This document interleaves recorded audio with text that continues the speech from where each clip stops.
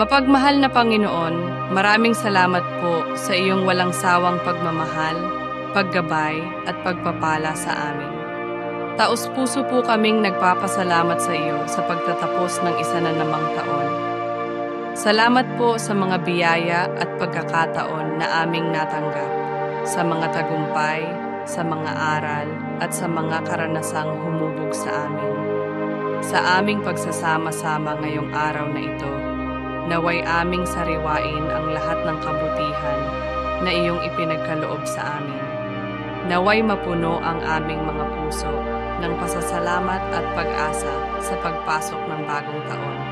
Gabayan mo po kami upang patuloy naming maibahagi ang iyong pagmamahal at maging instrumento ng kapayapaan sa aming kapwa. Pagpalain mo po ang aming pagsasalo-salo at ang bawat isa sa amin. Bigyan mo po kami ng lakas at inspirasyon upang harapin ang mga bagong hamon at oportunidad na darating. Maraming salamat po sa lahat ng bagay. Sa ngalan ng Ama,